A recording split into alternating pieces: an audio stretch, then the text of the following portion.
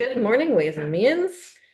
Today is Wednesday, February 5th, and we are going to spend most of our day talking about the governor's proposed budget. Starting with the downtown and village center tax credit. We have three wonderful witnesses on that. And then we'll take a quick break and talk about a number of other tax credits. And so I believe starting us off is Chris Cochran, who I imagine has a delightful PowerPoint for us. Don't oversell. I think Caitlin is driving. I'm going to do a little talking. Good morning. My name is Chris Cochran. I'm the Director of Community Planning and Revitalization, and I work for the Agency of Commerce, Department of Housing and Community Development. So nice to be here.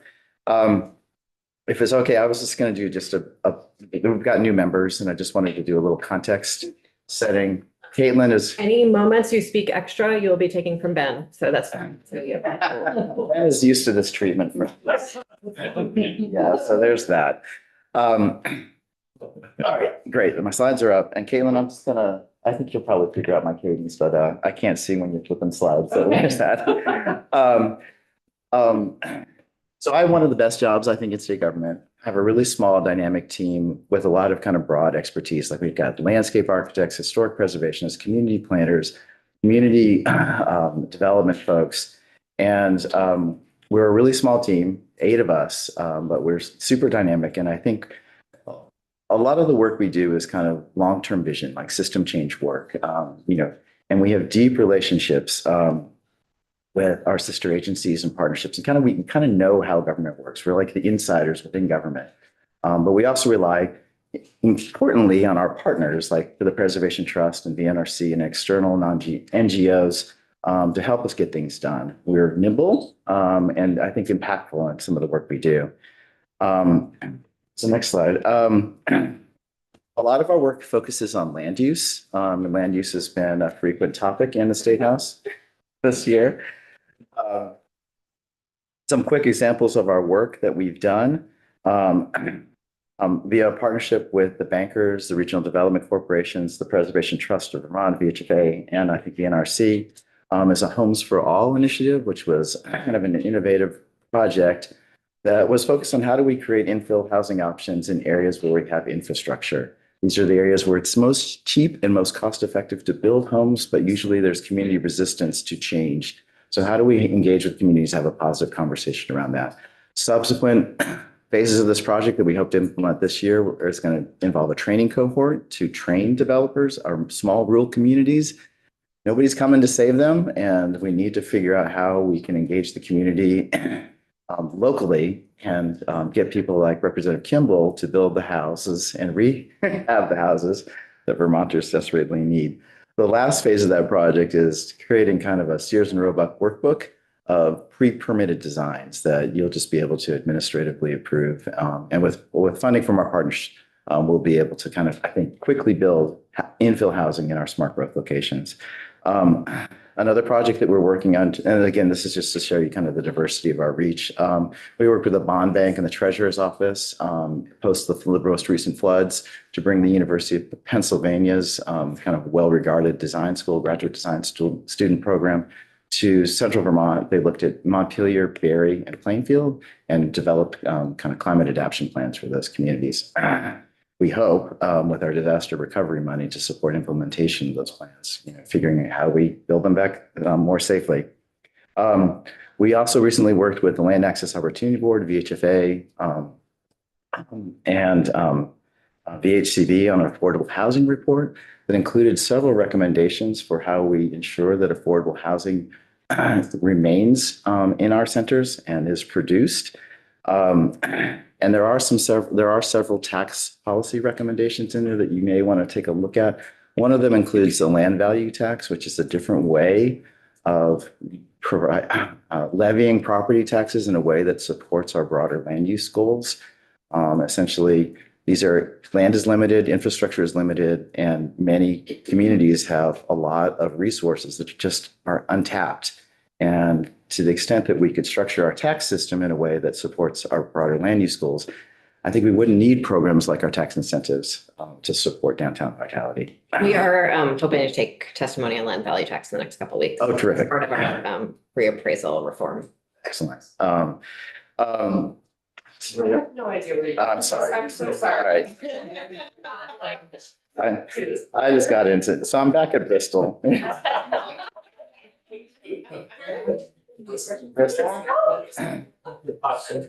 Everybody's from Bristol. This is just a handy, convenient photo that I had that illustrates a point. I'm sorry, it's not Woodstock or Brattleboro, but this is. Wait, we're not all represented in the slideshow. I know, Charlie's, You already made that one. I'll do better next time. That's what I expected. We'll try hard. This is a picture of Bristol in the 90s. This is an example of our work, kind of working to align different state programs and policies to create a vital center. And the next slide, Caitlin, sorry. This is a picture of Bristol today, and this is how our programs work together to really create a vital place. And this is kind of the poster child of kind of what we need to do to our communities to draw people here to the state, to start a business, move here, start a family, et cetera. A lot of our work is focused, in the land use planning arena around the Vermont downtown designation programs. Our downtowns are, historic to our brand, our identity, and our cultural history. And the designation programs have been on the books for about 25 years, actively working to revitalize these centers. And then, Caitlin, the next slide, please. The one with there we go. Now we're mostly caught up. In that regard, we've been actively working, not on this committee, but mostly in the natural resources committees on land use regulations, on changes to support compact housing development in our centers. We were kind of the behind the scenes player in the Home Act, which worked to increase housing opportunities, especially in small lots in infrastructured areas at the local level. That was followed on by major changes to Act 250 that worked to align kind of our state, local, and regional planning efforts to support compact housing development within our centers, and also brought our state designation programs into the mix. And at a very high level, what Act 181 does and the Home Act does is it combines our planning and regulatory and investment framework to focus in these centers to make them strong and vital. Next slide. A couple of years ago, in 2023, we did an extensive look at our state designation programs, like a complete, external evaluation of what's working and what's not. It involved a pretty extensive process. We heard from over 500 stakeholders about what we needed to do better. A lot of the things that we heard from folks were things that we thought needed to change as well. So in this process, we're making significant changes to our state designation programs. And this matters to you because it's going to impact kind of the demand on the tax credit. So implementation of this new framework is already underway. And sorry, just to clarify, by that, do you mean that if there are more communities that are designated as downtown or village centers, there will be more Yep. Yes. test for those credits? Yes. Zeal. Eligibility. Okay, thank you. Just as a reminder, because many of you know this, but our programs have been on the books for a while. They kind of came on incrementally over time, but they are widely adopted, and we've designated areas all across the state for different types of designations. We have strong participation in communities, and really the goals of the program are community revitalization, housing, historic preservation, and infrastructure in centers. And the major benefits of the designations are tax credits, Act 250 and permit relief, and grant priority and technical assistance from our team. Next slide. And we just had a major landmark of achieving 250 designated village centers. So we're very proud of that milestone. It took us a while to get there. I guess the takeaway is that the program is widely embraced. People get it, they like it. What we heard from the designation review process was make it easier and make it more accessible. So that is what we're working on right now. But a little history of the programs before I go into what we're changing. There's village centers, our smaller, community centers, downtown centers, or designated downtowns, and new town centers. Those are our core commercial business districts. They're not the areas that surround them. Those designations are captured in a different designation for neighborhoods and growth centers that are the larger areas around them. Next slide. What the designation assessment did in this process, again, that we heard from a lot of people, was make those programs simpler and easier. Some of our small towns, while I view the process for achieving village center designation as fairly simple, it's a barrier. You do have to apply. You have to go through a process. You have to go to our board. You have to get it approved. It takes time. It takes time from them. It takes time from our board's agenda, and it takes us time to help people through the process. So what we did in the designation review and modernization process is simplify. So we've collapsed those 5 designations into 2. One, downtowns and villages become centers that are recognized. We are no longer in the boundary making business. That goes to a new board, a reconfigured version of the Natural Resources Board called the Land Use Review Board. The RPCs are delineating these districts through a mapping process. And what it does is automatically qualify a lot of our villages. As you saw, we were pretty close to getting there with 250 villages already. So I don't think it's going to be a huge leap. But once that process concludes, which, it's, starting 2026, we will have a lot more villages that are eligible for the downtown and village center tax credits. This is something that we wanted to do because we want to make sure that all communities can participate in the benefits of this program, not just the ones who had the wherewithal or time or staff to kind of participate in the process. Surrounding those areas is... Don't you need some sort of wastewater in order to get some of the designations?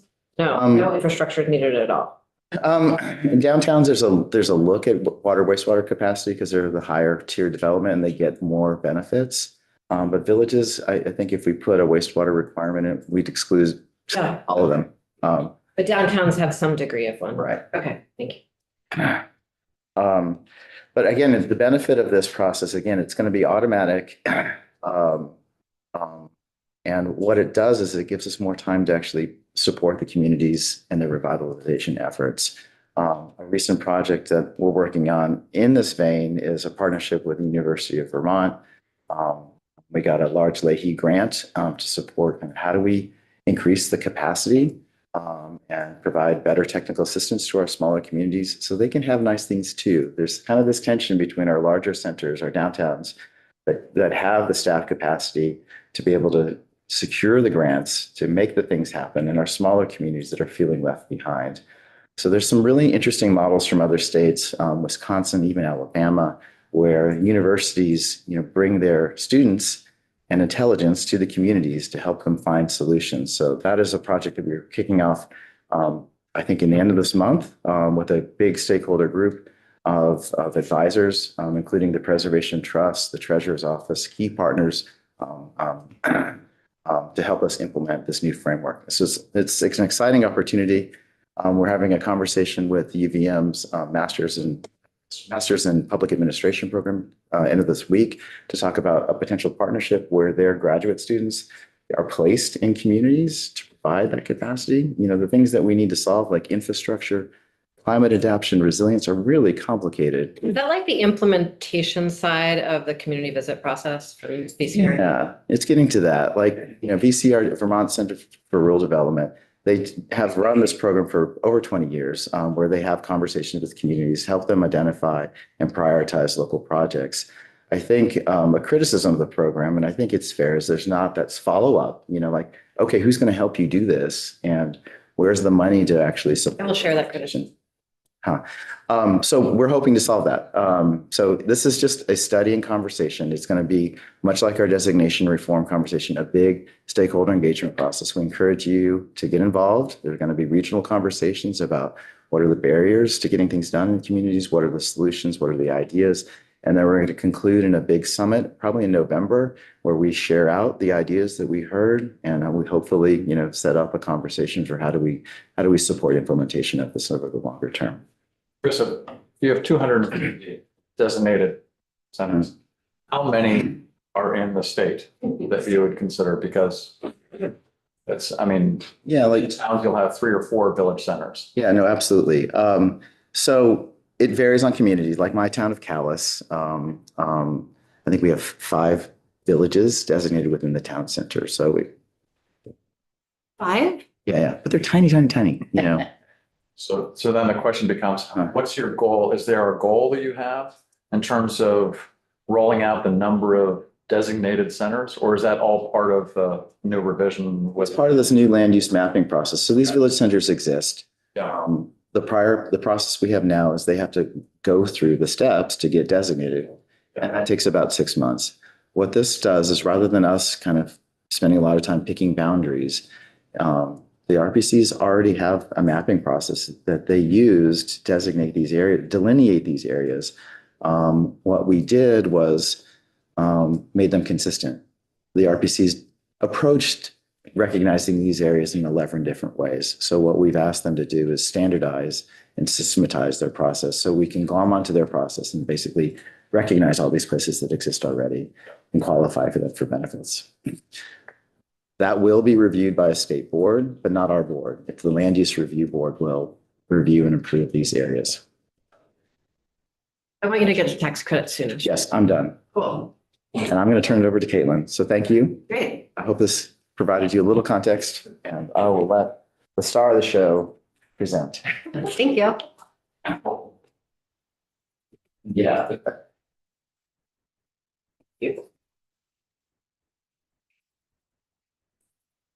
That's a great film, Caitlin. I thought you might like that one. I'm Caitlin Porkins, Tax Credit and Grants Coordinator with the Department of Housing and Community Development. And I administer the Downtown and Village Center Tax Credit Program. So my goal today is just to give an overview.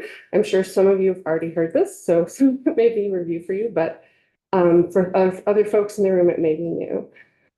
So as Chris mentioned, the designation program was instituted to recognize and support local revitalization efforts around the state. And we do that with dedicated staff and funding. Specifically, the Downtown and Village Center Tax Credit Program, which has long been sort of the biggest carrot that we have to offer folks. The program was created in 1998. Currently, it awards $3 million in credits annually. To qualify, currently under the program requirements, a building has to be at least 30 years old and must be located within a designated downtown or village center. So as Chris was saying, currently the process is the community has to come to us, seek designation, gain that designation, and then properties within those designated areas would qualify. So there are different types of credits that we offer through the program. I'm going to go through these pretty quickly. One of my big jobs is when people come to me to help them understand what they might qualify, what work they might be able to qualify for. Before you get into sort of what sort of eligibility and use of the credits are, can you just do like we haven't had Maura in or like anyone to really just sort of explain like how a tax What credit. a tax credit is? Sure, yeah, absolutely. So the program offers state income tax credits. So essentially a portion, a percentage of what they invest in a project, and it depends on the type of credit, they would get back as a credit on their state income taxes. So taxes that they would ordinarily pay to the state of Vermont. That credit can be used all at once, or it can be carried forward up to 9 years. I will talk more later in the presentation, but there is also the possibility for these credits to be sold to either a bank or an insurance company as a way to monetize them. And this allows for folks that don't have a lot of tax liability and nonprofit organizations to still take advantage of the program. And is that how the bulk of them are used right now? A good percentage of them are sold, yes. And how are sales of credits doing in these times? Typically, people can expect to get around 90 to 95 cents on the dollar. That's remained pretty stable throughout the last decade. The local banks that we work with that are familiar with the program are really easy. You know, they like buying these. They're really easy to work with. I think a lot of times people think it's going to be really intimidating and challenging to find a buyer for their credit. I've never had anyone who couldn't find a buyer. So there is appetite out there. And we're always, trying to continue those connections with the different banks around Vermont to make sure that they are aware of the program and can help people who need to sell their credits. So, Yeah, thank you. yeah, great. So just to really quickly go through these different types of credits, the first one is our historic credit. So this is meant to tie into a similar federal rehabilitation investment tax credit program. So to qualify for this specific type of credit through the state program, a property needs to be listed in the National Register of Historic Places and have applied to and have an approved application for the federal program. So this does not work for all projects in Vermont, but there are a good number of them annually that do use this credit. It offers a 10% credit for all the work that a project is doing on the building, both interior and exterior. So it's a smaller percentage, but it covers everything you're doing. So the amount of credit available can be pretty substantial. Next, we have the facade credit. So again, if a project is not using the federal program, doesn't qualify for it, there are these other options available. The facade credit is a 25% credit, and it's specifically for exterior work to sort of freshen up the building, whether that's painting, fixing up a storefront, even things like adding signage for a new business in a commercial space. Again, it's 25% credit with a cap of $25,000 in credits total. So if you spend $100,000, you would hit the cap. The code credits are the most popular credits through the program and have been for at least as long as I've been running the program. These are focused on work to bring buildings up to current building codes. A lot of the buildings in Vermont are older, especially in our downtowns and village centers.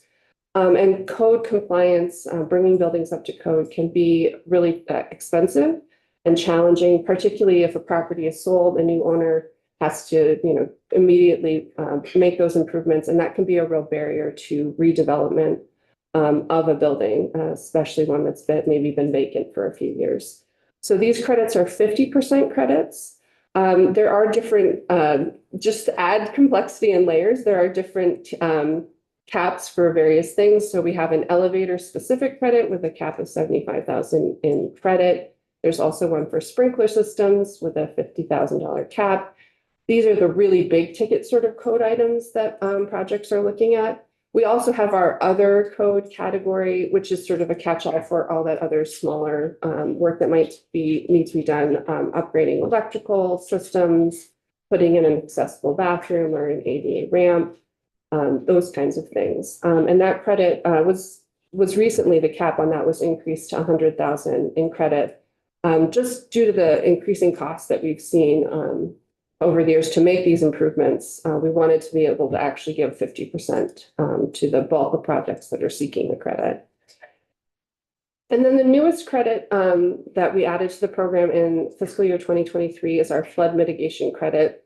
Sadly, this was really well timed because it came online right before the flood in July 2023. So it's a 50% credit to encourage building owners to make improvements to mitigate against future flood events. Currently, their cap is at $100,000 in credit. What we've seen in the last couple of years that in addition to helping people proactively make building improvements, it also has been a tool for those impacted by flooding in the last 2 summers to build back and build back better. So moving utilities out of flood-prone basements, reinforcing foundations, adding floodgates, that kind of thing.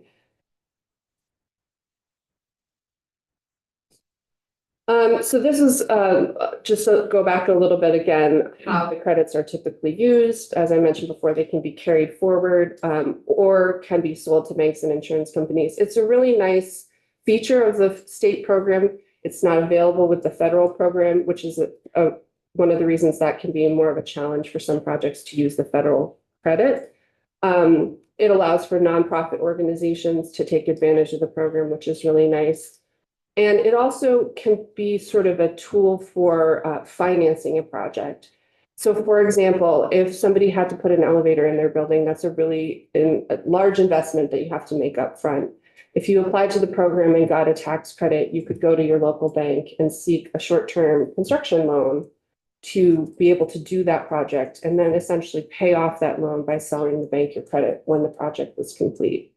So it's a way to sort of get capital into the project early on as opposed to at the end. And hopefully that allows people to move forward with these big investments. So currently, as I mentioned, the program is funded at $3 million annually. The governor's proposed budget does increase this ask to $5 million annually. I want to note that we did have a slight bump in funding for fiscal years 23 and 24 due to the pilot of expanding this program to our neighborhood development areas that did go away last year. But what we found is that the demand for the program still exceeds 5 million annually and has for some time. So I do have just a couple of fun, charts to show that demand. This first one is showing the dollar requests in the blue versus the cap that we have available. So what you can see is, aside from 2020, which was obviously a very weird year, we do have demand that's at or exceeding $5 million annually. I have a question about that, Caitlin. So any program I have ever run where there was a demand, generally, even if all the money in the world is available, you would not necessarily want to approve every single application. Yeah. And so I'm curious what the gap is between sort of your demand or the requested and what you would fund if you actually had the dollars to do it. Sure. Well, there is, through the scoring process for the program, we do have a minimum score that applicants must receive. If they didn't, then we wouldn't fund it even if we had funding available. That does not come into play at all at this point, but I suppose that it could, and we do have that. So once you're oversubscribed, you stop scoring. No, I'm sorry. So what I'm saying is that currently, even if a project didn't hit that threshold, we have so much demand that we're still not able to fund projects that do score high enough that we would fund it if we had the money. So I think I'm wondering what the total request is of projects that meet those scoring criteria. Oh, yeah. Pretty much the same as what you see here. There's very few projects that we would consider ineligible or didn't meet that minimum scoring threshold. And is that because you provide assistance to help people do their application? Exactly, That's yeah. delightful. Okay, great. Yeah, we always want to make sure that people are going to succeed if they. Representative Felton? And can you tell us what some of those competitive factors are? Sure, yeah. So the board, the downtown board, Community Investment Board, just changed its name, looks at 3 different categories. There's project scope and timeline, project budget, and then community impact. So they're looking at, project readiness. Does the scope of work match the budget? Is the budget realistic? But most importantly, they're looking at, does this project meet a need in their community and have a long-term positive impact? And so one of the things I stress with applicants when they're applying to the program, because the board is looking at such a wide range of projects, we've got multi-million-dollar developments in downtowns, and then we've got a little general store in a tiny little village center. And how do you compare those? It's very difficult, obviously. But so what I encourage applicants to do is talk very specifically about their community, what their community needs, and how the project would have an impact. 2 housing units in a small village center would have a really big impact in a housing crunch, and versus 2 housing units in a place like Burlington. So that's a way hopefully for the board to be able to weigh all these different applications that they're looking at. Thank you. Thank you. Representative Mosley? Yeah, thank you. I'm concerned about the 2345 declining cap in red. Is that something we did? Well, so in 23 and 24, we did have a slight bump up in funding for the pilot expansion of the program to the neighborhood development areas. But yes, in 2025, we went back down to the $3 million annually. So there was That a, was just a lack of difference. resources here and there in the building. Yeah. Just want to remind myself what we did. Thank you. Yeah, absolutely. Representative Kim. John, before you go on, that was, you might get there with the next few slides and tell me if you will, but that last graph represented the amounts that were approved, right? And So the blue is the amount requested. Yeah. And then the red is what we had available. okay, available. So what I'm wondering is of the ones that are approved, and how many of them actually get redeemed or how many projects get abandoned? Oh, yeah, that's a really good question. So it can vary from year to year. And once a project is awarded credits, they have 3 years from the date of award to complete the project. So it's actually really hard to say in, 1 year, like this many projects finished, because some of them take 1 year, some of them take 2, some of them take 3. We It's got do, 9 years to redeem them, right. and you really don't know until that 9 years is filled. Are you tracking all that? Yes, in a manner of speaking, but I'm not. Okay. Yeah, there are projects that don't go forward. That Yeah. does happen. And so what we would do then is we would recapture those credits and put them into the next year's pot of money, which is why we never have like exactly an even amount available. We even have projects that come in under budget, believe it or not. And so we'll recapture little remainders that we assign to a new project. Great, thank you. Yeah. And then this is the same information sort of, but shown a slightly different way. This is the number of applications that we've received in the red bars, and then the number of applications that we funded in the green bars. So again, just demonstrating that oversubscription we have to the program, which has remained consistent. I wanted to just finish with a few examples. And this is. See, we were teasing Chris, You. but in fact, PowerPoint with all of our communities represented. Yeah. Yeah, but I think this is a great one to highlight. This is a project recently completed, a project that used both federal and state tax credits. This was a abandoned, essentially warehouse building and in downtown Brattleboro. And the project created 15 new units of housing. Right in the downtown. So as you can see, in terms of the dollar amounts, it was over $10 million project. So pretty large scale for Vermont. It got 1.7 million in federal tax credits and then almost 500,000 in state credits. So a pretty significant chunk of that investment was funded through both the federal and state tax credit programs.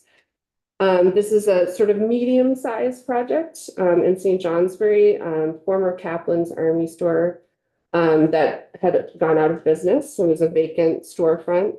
And this project involved bringing an express care health clinic into the downtown, which is a really wonderful asset to have this kind of service right there in the walkable downtown as opposed to having to drive out to the hospital.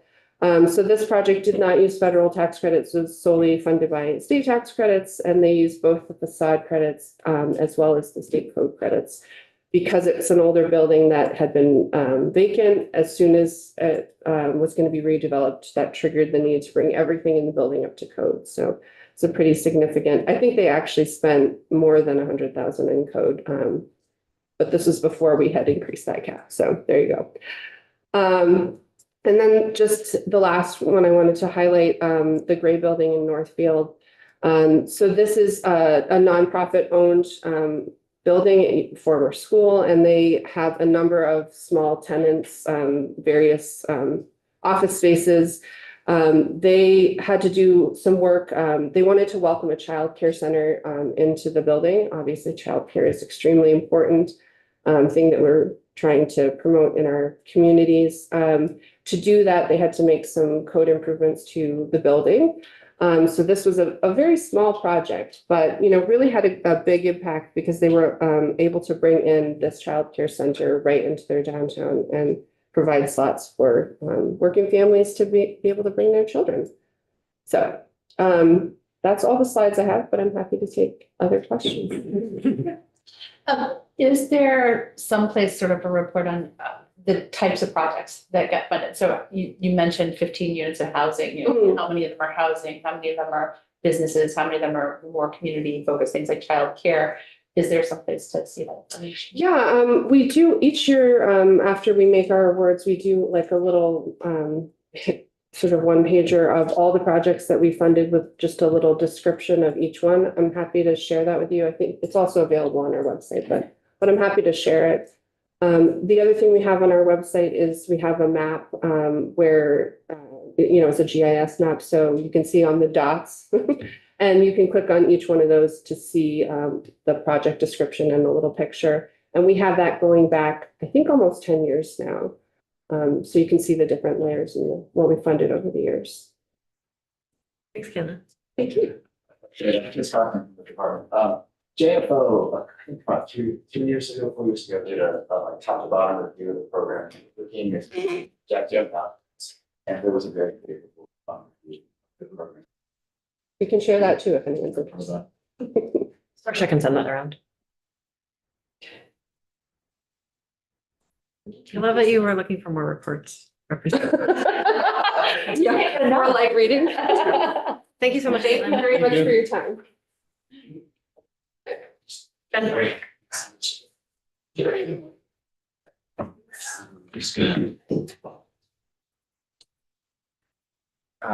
Doyle with the Preservation Trust of Vermont. It's nice to see you. I'm just going to try and figure out the screen situation. Welcome to Ways and Means. Thank you. And I hope no one's taking the light attendance today. Personally, we have 2 people out for health things and the 2 people in another committee, but it's no reflection on the topic.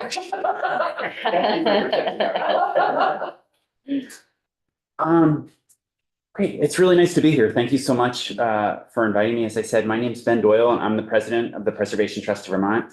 I sometimes come to this committee really just to celebrate Caitlin as one of the hardest working state employees who does great work, but also just to emphasize as a kind of outside nonprofit organization how important this program is. So for those of you that are unfamiliar with the Preservation Trust of Vermont, we're about a 45-year-old nonprofit. Our mission is to build community through the preservation of historic buildings, villages, and downtowns. And so we work across Vermont in a lot of different ways, whether that's frankly like providing encouragement to a small town that's trying to save a building, to giving them a small grant to do an assessment of their building, to larger grants for implementation of construction, to maintaining an easement on a building, a lot of different stuff. And so last year we worked on 362 projects in 155 communities. So this is a complicated map, but you can see the little dots. Each one of those is something that we did in that town.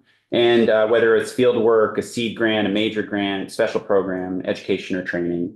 I just basically, the way I think of it is we try to be a small town community project's first and longest friend. We're the person that will give you the $500 grant very quickly, and then we'll stay with you. And some of these projects take 15 years and we'll be there for 15 years, walking beside you to help with that project. And the tax credit program, we have a lot of tools, as you can see, kind of in the tool bag. But the tax credit program is exceptionally important for a lot of the work that we do.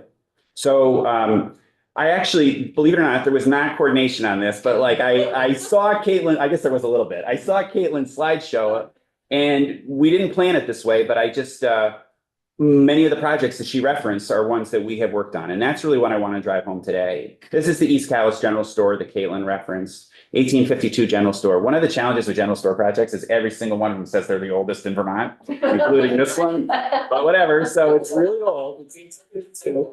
And this store, as you can see from the kind of circle picture, it's kind of classic general store, but a lot of deferred maintenance. Slowly over time, it kind of dwindled and then finally went out of business. And there was a huge community effort that we have to save the store. It's the center of our village. It's really important for future vitality. I Mark Mahaly too was a huge champion on this project that really made it happen. So this is a project we were like really deeply involved in. General stores is one of the things we really work on a lot and we love. This project was successful. It was a complete renovation. This is a carbon neutral building with 3 perpetually affordable units, with beautiful general store, community space. It's incredible. They really did an amazing job. This was an incredibly complicated project. If you were to ask Mark, he'd say, oh yeah, we thought we were going to do this and maybe we'd get like $500,000 and do it. This is an over $2 million renovation with something like 27 different funding sources. It's extremely complex. This is actually a list of the sources of funding that went into this project, right? And this is maybe a cheesy analogy, but this is how I think about it. Funding for projects like this is so complex and frankly more complex than it should be. But I think about it as like a finely tuned watch. That's what this is. Each one of these grants is a little gear that makes the whole thing go. And they're all important, but if one is gone, then the clock doesn't work, right? And what I want you to notice is, where is it? It's in here. Caitlin, where are they? They're in there. Village credits. Yes, thank you. Right, the village credits, right? So $71,000 in tax credits went to this project. And everything on that list is important. But as Caitlin was referencing, these credits are accessible, flexible, and are often the first money in that gives confidence and can help capitalize other projects. I can't tell you the number of projects that we're involved in where the tax credit is the first money in, and then it's like a real project. The bank believes in it, other funders believe in it, they have some kind of working capital to get going. And so it's enormously important. And so I just want to be real specific about PTVs and my organization's involvement in this. That 71,000, if not for that 71,000, it's hard for us to imagine the level of investment that we would have put into this, which is this HUD EDI. That's through the leadership of Senator Leahy, we were able to get a congressionally directed spending award to help general stores. We were able to put in $211,000. And then at the Bruin National Park Service PTV, that's another grant, a sub-granting program through the National Park Service, we were able to put in 100,000. So that 71,000 really, in my mind, leveraged another $300,000 of money just for my organization.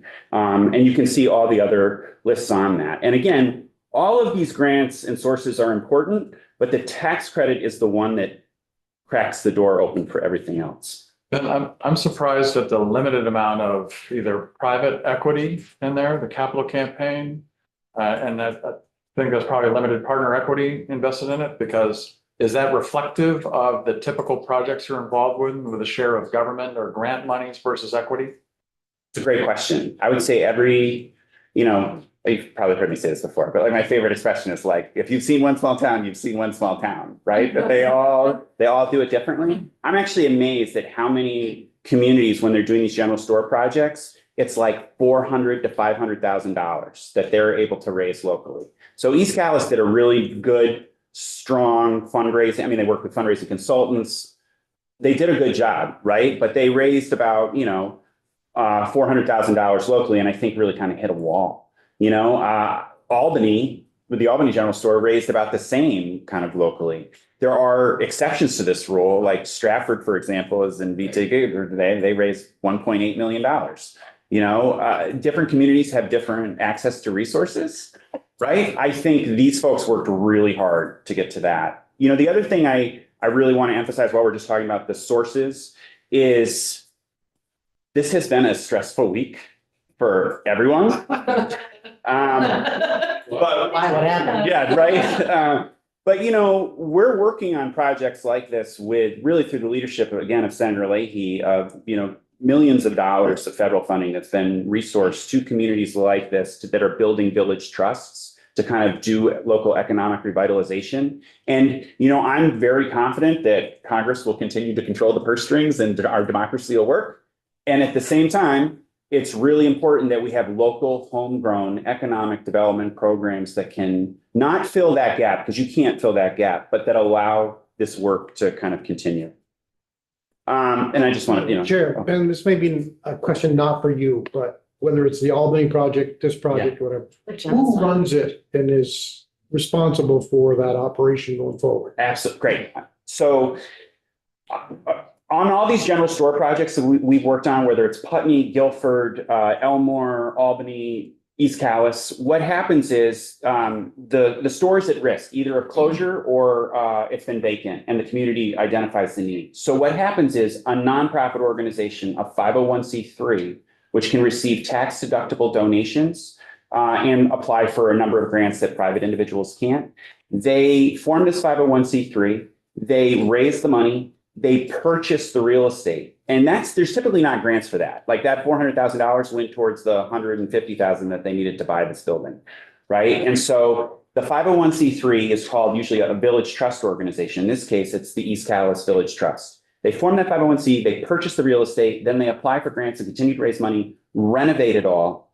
That group of people want there to be a general store in their community. They might have no interest in running a general store, right? And frankly, sometimes nonprofits running general store is not a great idea, right? And so what they do is own the real estate and manage the real estate and then lease it out to an entrepreneur who doesn't have $2 million to renovate a building, right? And because they've done this without debt, debt's a killer on these projects. Because they're able to do it without debt, they can offer a triple net lease where the person is just covering the taxes, the insurance, and a small amount of rent. So the barriers to operating out of a state-of-the-art store are much lower.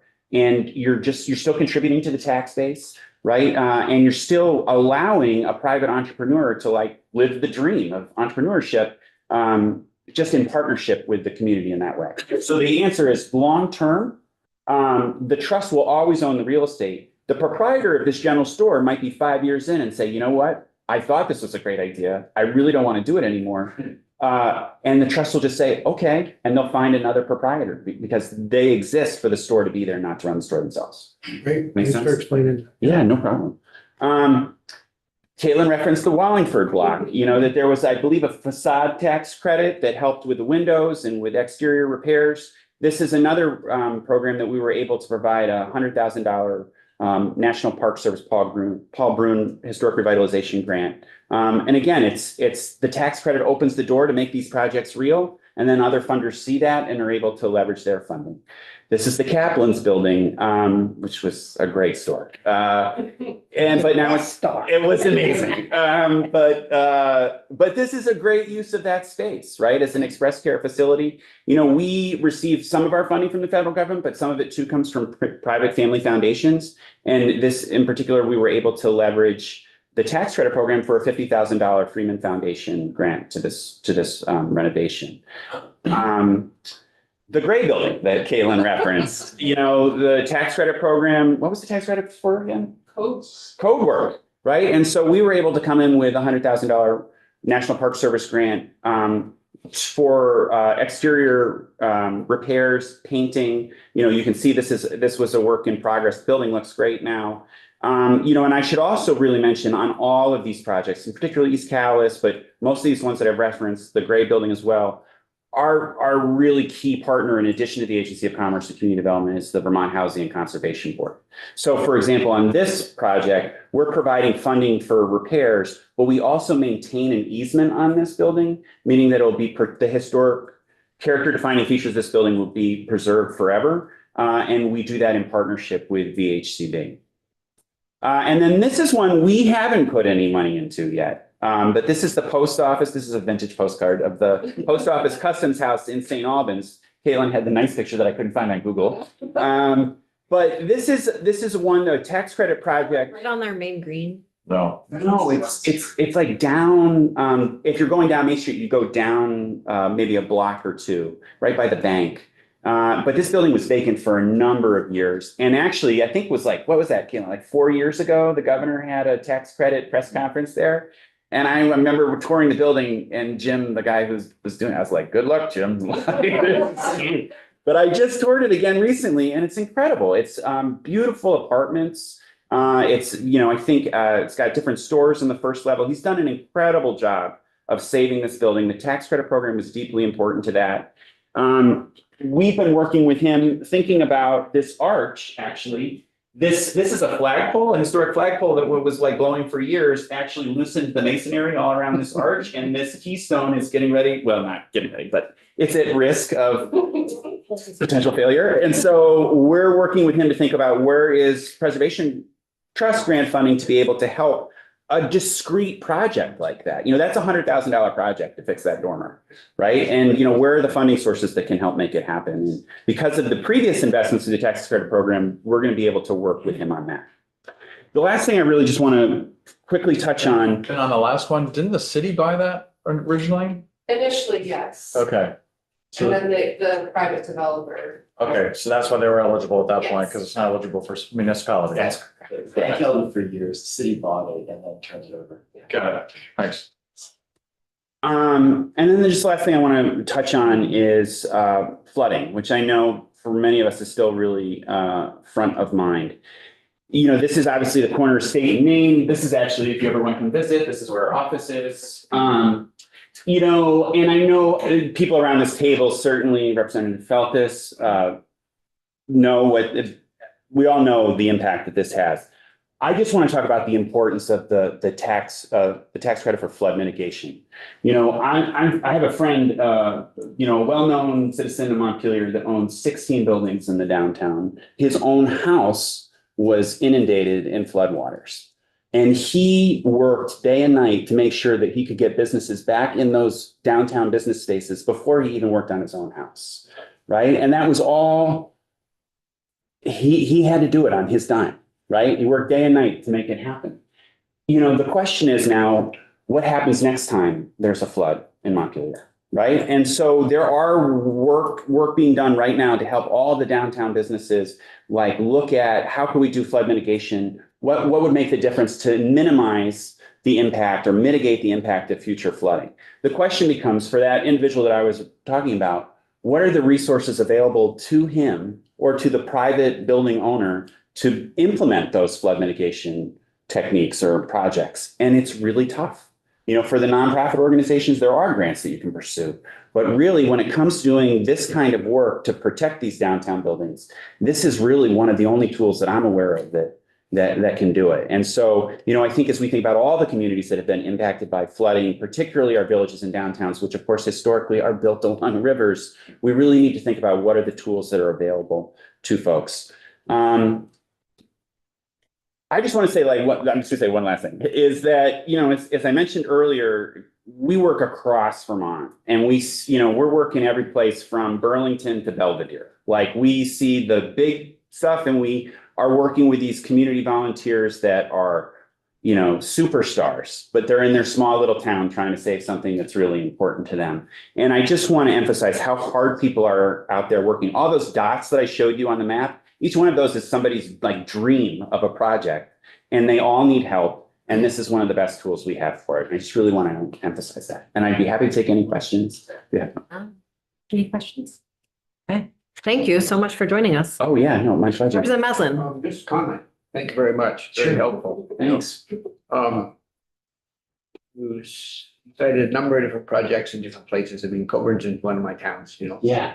The amount of money that's raised down varies considerably depending Yes. on what's going on there. Yep. But they're all indicative of how much people care about what's Yes. going on in downtown South Stratford, for example. Yes. Or, these, Maple Corner, all this sort of Yeah. stuff. It's really remarkable. Can I make? It says a lot about all of us. It does. And if I could make actually one real comment about that, as Preservation Trust, one of the things that we do is we serve as a fiscal sponsor for these projects as they emerge, right? Which means we lend our 501c3 status to a project that's emerging. So we're doing that for this Coburn's project, Stratford Jones, which means basically all the checks come to us and we put it in the bank account. We don't charge for this. We don't take a percentage. We just hold it for them until they get their 501c3 status. That means that I sign all the thank you notes to all the people that give. 125 people gave to that project. And this is the point I want to emphasize. You'll see on these projects sometimes a check for $100,000 come across the table. You'll also see a lot of checks for $10 that come across the table. And the sense of ownership and commitment to that store is equal for both of those people when they walk through the door, right? This is my store. I helped save this store. And that's a testament to these communities. Thanks a lot. Thank you. Chris, I wonder if you could join us in the chair again, because I have a question that I forgot to ask the first time that Ben sparked in me. Chris Cochran, Department of Housing and Community Development. Somewhere at 10. I'm just looking at your calendar and your time. My job, you don't have to worry about that. So in the House, we are essentially taking an every committee approach to education reform, education finance, all of that. And I am hoping that the administration is also taking a whole of government approach. And so as we are having conversations following sort of the governor's proposed plan on district consolidation and conversations around really what it takes to maintain a strong community in the face of school consolidation, so we can have better quality schools, but also strong communities. I think we've had conversations about how it's, a lot of pressure on 5 children to maintain the heart of an entire town, right? I'm curious about how you're thinking about your department's work. And sort of you talked about that implementation task force, basically, that you're working with. How are you thinking about your role in all of this, or how can we collaborate on your role in all of this to make sure that communities are really supported to not, I spent a lot of time in Wilmington. It took them like 20 years and they're still not out of the woods on converting their old high school. And so what can we be doing now to really make sure communities are set up for success to maintain those heartbeats? Yeah, I mean, to put a finer point, I'm sorry I didn't ask you this before you showed up. No, it's fine. I assume the question is like, presuming there is an additional consolidation, what are we going to do with this excess real estate of schools, and how are we going to keep them important anchors in the community? How can it feel good? How can it feel like the future that we want to be living in? How is it not just like a consolation prize, but in fact, like a forward-thinking plan? Yeah, that's a really hard question. Why don't I just put that question with you and you can come back next week and answer it? Well, I think the question, I mean, you need a planning process. Things don't happen by themselves, everything that happens in the community starts with an idea, as Ben said, some motivated people with a plan and a vision for what they're going to do. But in a smaller towns, it does take a lot of wraparound services to help people get through that process. I think the project that I talked to you briefly about was, we can't serve the entire state. There's just not enough of us. So our vision for this, and then we're again going to work with our steering committee about what this actually looks like. But at this point, we have to target like 4 or 5 communities that we give focused benefits to, and then move on to the next town. So some kind of prioritization and, partnership project where this is what we're going to bring to your community. This is how we're going to help you, but this is how we need you to step up and engage, and then just slowly kind of work around the state. But I do think there is some, agencies do have discretionary money. If this becomes the focus and priority, I think there are opportunities to say this is something that we as a state need to come together and tackle and challenge and focus these investments and make these places like real, something useful and valuable to the community. But I can think on it more. Okay. But I see this is coming. Okay, thank you very much. Yeah, would love for you to come back after you've thought about it more. And I think it'll take, coordination with the Department of Aging and Independent Living, right? Like to think about senior centers in addition to sort of general stores and community centers and all of that. And when I think about the long-term arc, people disagree, but I do think we need more people and more housing, and that is the solution to our empty schools. And it would be a shame to just lose those assets, so how can we keep them? So maybe if we do get more people and we did get more young people in the state, that the schools can be converted back to their original use. That would be great. If I could just pile onto that, if past is prologue, you could look at where other community buildings have been abandoned for the use, or that use is no longer valid, and where communities have successfully transformed that property into something that is vibrant, and where other communities have not. Yeah. So there's plenty of one-room schoolhouses from days of old that are good housing. There are also plenty of abandoned large buildings that are. Sure. But the Gray School, as you saw twice, was an old school. It's being repurposed for a great community purpose. So these are great assets. They have usually sewer and water capacity. There's a lot of things going on. So there are opportunities there for sure. Yeah. Thank you. Thanks.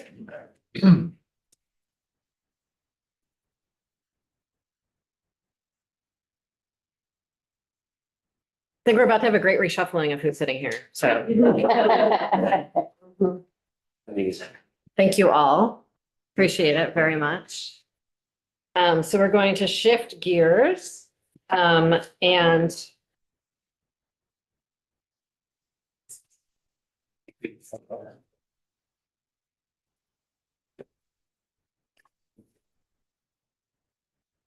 once everyone has rearranged themselves, Pat, if you could join us.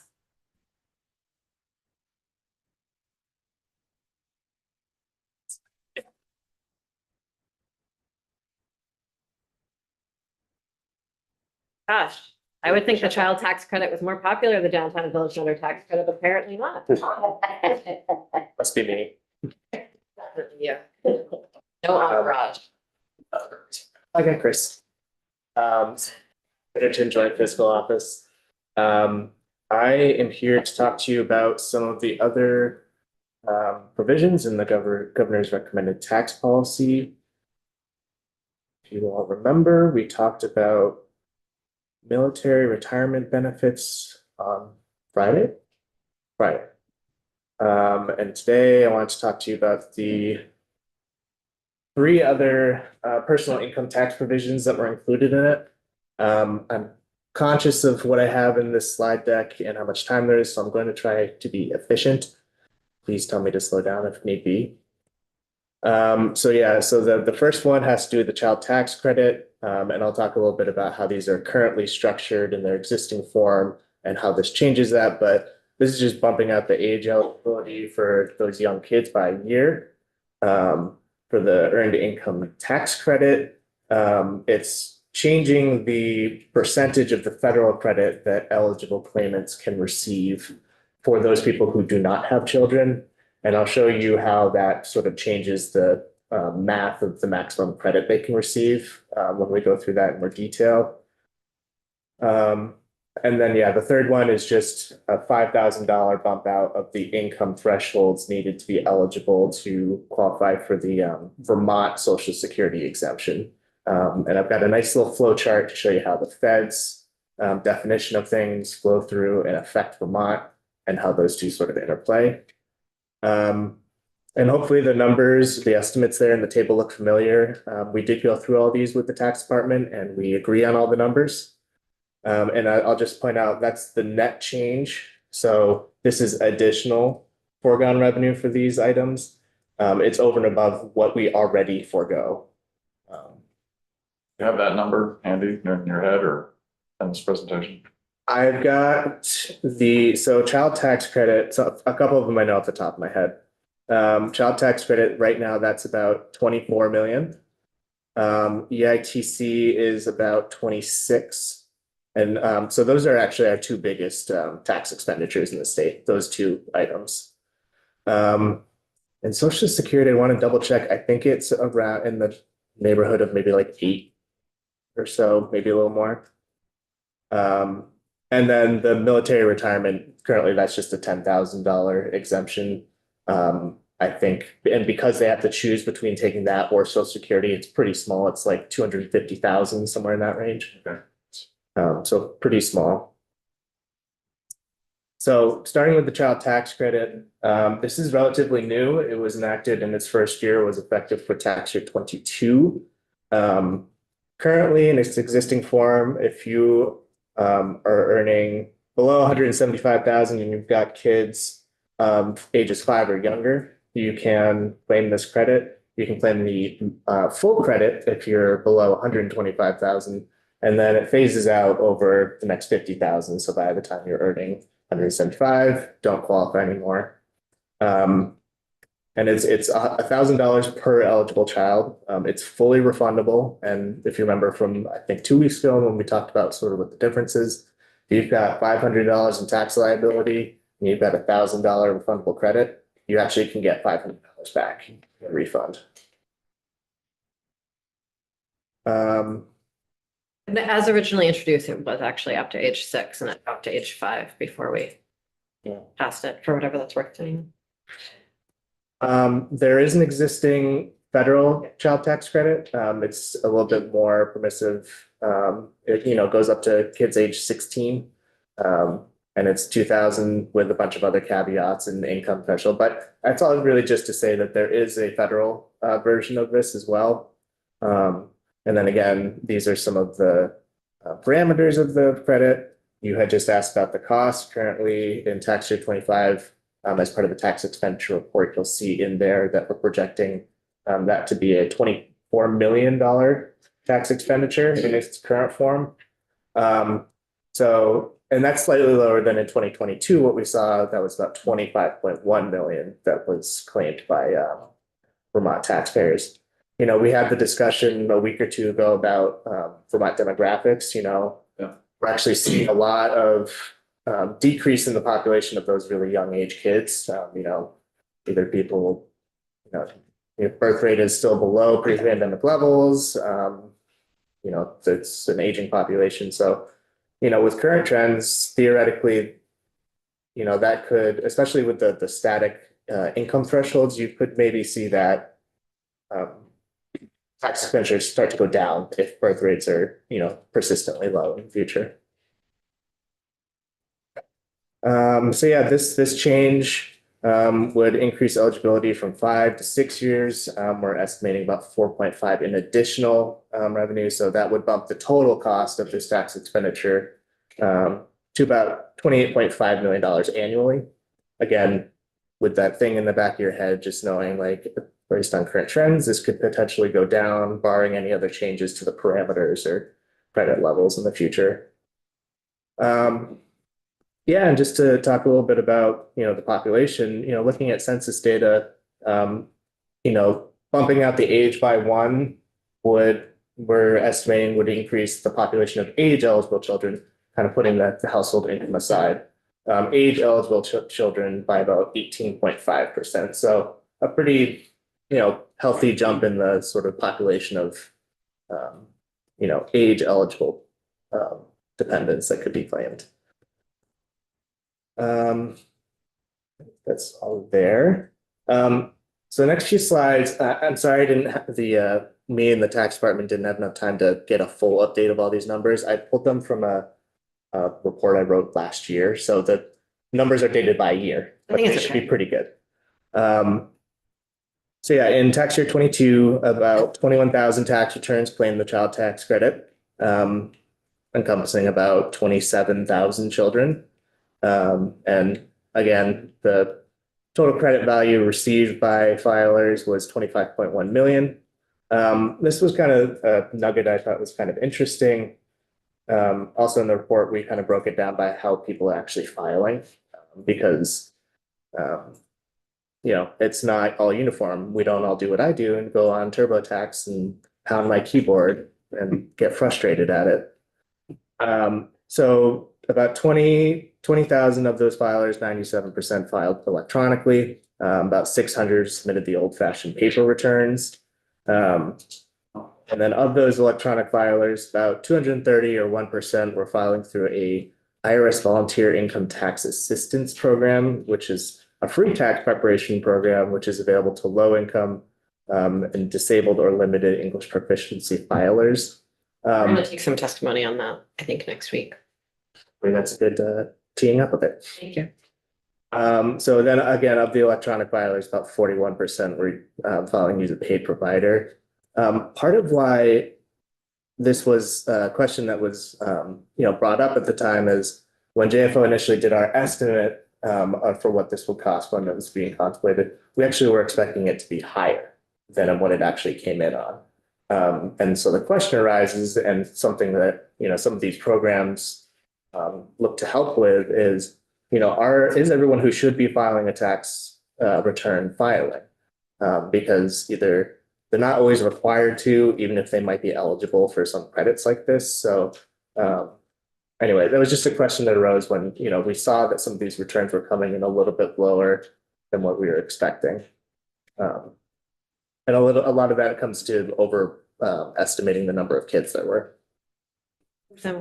We might get, I remember this being conversation last year for those who have children but are not required to file a tax return. Is there any way for them to get access to these credits? I would believe they need to file a tax return to get the credit. Otherwise, there's no sort of income verification for the tax department to, you know, it's an administrative challenge if they're not filing a return. We did do a small tweak in miscellaneous tax bill, I think, to extend it to folks who might not have a social security number. And that has a parallel form of sorts, I believe. It was both social or a tax identification number, right? So it was yeah. So I'm gonna mostly focus on a couple of these points related to income, but there were sort of four key findings in the report, if you'd like to read it. So most Vermont claimants were from low and moderate income households, even though the income threshold goes up to 175,000. Moderate and higher income houses did claim more children on average than lower income. And then married claimants were also more likely to be higher income, while the single claimants were more likely to be lower income. I think that kind of logically makes sense, right? And the last thing, which I've got after we talk about EITC, there's actually a lot of overlap in claimants who are claiming the EITC and the CTC. So, just these lower income taxpayers who are able to leverage multiple sources of, financial assistance through the tax code. So what I'm trying to show you here is how it breaks down between those households that are eligible based on income versus how many actually claim because they have an eligible dependent. So there's about 92% of the state tax returns would be eligible for this credit based on income alone, not setting aside whether they have an eligible kid or not. So it's really covering a broad swath of Vermont tax returns. And you can see here that the 75 to 175 ranges, that 10%, I should use my cursor instead of my pen. They're actually claiming at a sort of a higher rate overall compared to these 0 to 75,000, just showing that they're more likely to be income eligible, or they are income eligible. There's fewer of them, but based on this, they're more likely to have age eligible children that they can claim for this credit. Again, is this income either a single individual or a married couple as opposed to household income, which we talk about for property tax credits? That's a great question. And so one thing that also is maybe slightly unique about this credit is that the income thresholds do not vary by filing status. So single, married, head of household all have the same income thresholds. Right. And when we're talking about the income here, this is tied to AGI, which also determines eligibility. So remember, AGI is that's the starting point, exactly, the trickle down there, the flow chart. So this would be AGI, not household income, not combined income. It's the income listed on the tax return. Okay, so it's not household, like it's two people living together but not married, Well, which is what we use on. yeah, so it's irregardless of their sort of filing status. So it could be single or married or head of household or any of those. So if you had two single persons in a household, could both qualify for the tax credit, the child tax credit? Only one of them would be able to claim the dependent. Okay. So they couldn't, if there's Right. two people living in a house, there's one kid, Mhm. they can't both claim the kid and both get $1,000. Okay, gotcha, thank you. Or if a couple's separated or divorced, only one person can. Only one person can claim the child. Yeah, whoever is responsible for more than 50% of the caretaking expenses would be the one who's eligible to claim. Yeah. And this is looking at it the same thing in a slightly different way. Just looking at share of total income eligible filers and then what share they make up of CTC claimants. So of income eligible filers, 73% are in that bracket below 75,000. But they only make up a little under 60% of the population of claimants. So again, this is just illustrating that those higher income households, in relative terms here, they're more likely to have those eligible kids that they can claim. Yeah, again, this is just looking at the same thing another way. I won't dwell on this too much unless someone's got a question about it. But you really didn't dwell. I really didn't dwell. We can go a little longer. This is looking at, again, percentage of total income filers. It's a little bit more stratified. I've got more income groups here. But again, you can see at the lower end here, those black bars are the claimants, share of claimants, and the gray bars are share of total income eligible filers. So, all the way until, where'd my mouse go? This group here, they're all below their sort of general share of the population. But once you get beyond the 75 mark, you can see that they're claiming at higher rates than their overall share of the population. So kind of just inverts the relationship as you go up the income spectrum. So that was a child tax credit. This section is a little longer because I want to talk about the federal structure. It's Because much more confusing. this one is much more confusing. It's not as simple as how much you earn, doesn't matter filing status, this is what you get. This is just a statute. I mean, it's a refundable credit for low and moderate income workers and families. You'll see the structure as we go through it. So Vermont has, for the federal EITC, is relatively middle-aged, I guess, as far as the US tax code goes. It first came into being in 1975. That was on a temporary basis. Apparently people loved it so much they made it permanent in 1978. And then in Vermont, not too long after, we established a state EITC, which was a flat 32% of the federal credit. 23 or 32? 23 in 1980. And as the context there, so way back in the day before we sort of decoupled and had our own brackets and all that kind of stuff, Vermont's tax code was just whatever your federal tax liability is, your state tax liability is 23%. So that extended in 1980 to also apply to this credit. So at the time it was called the applicable percentage. Yeah, this example just down here just shows if you got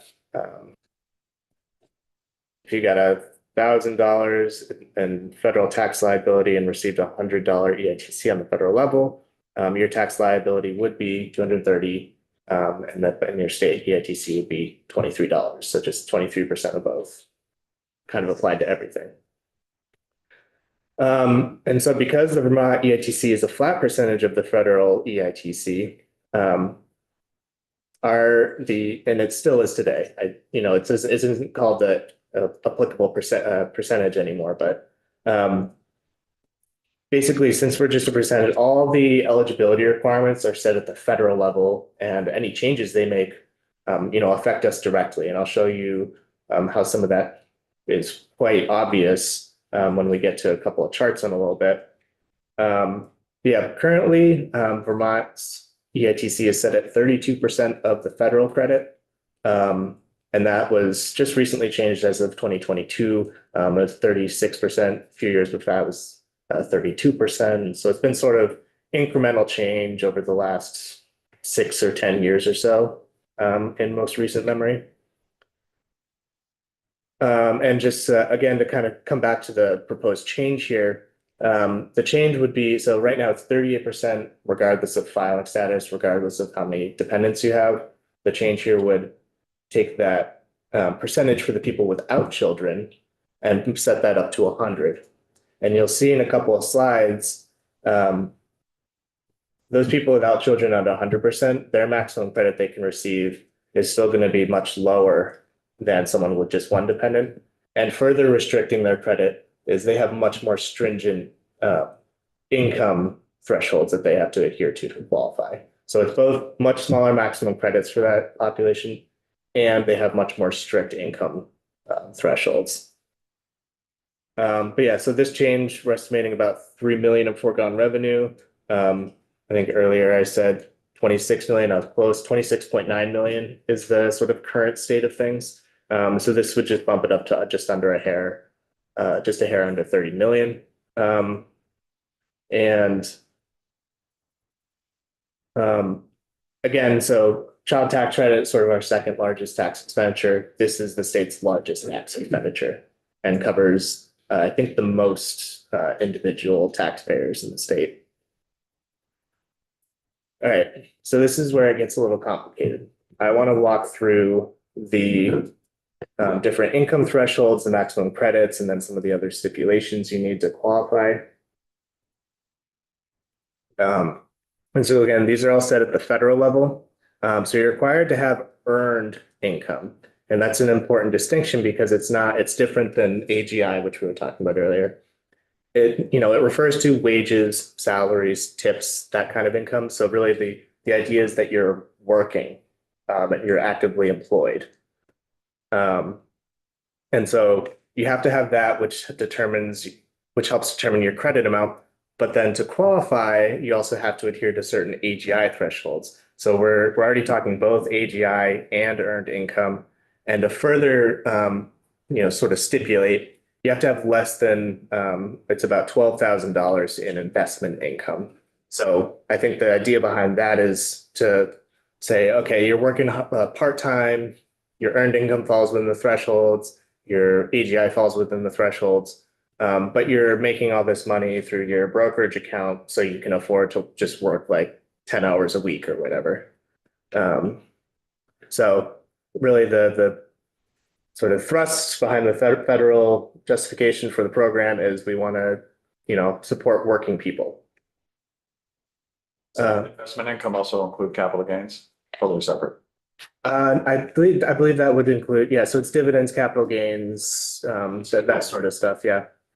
And so I was talking earlier about, so the income threshold. So this is AGI thresholds, determine eligibility. You can see here how quickly it goes from, if you're single, don't have any kids, you have to have an AGI of below 20,000 to even qualify for this, let alone what your very small credit would be. And just from having one kid, the income threshold jumps about $30,000, even if you're still single.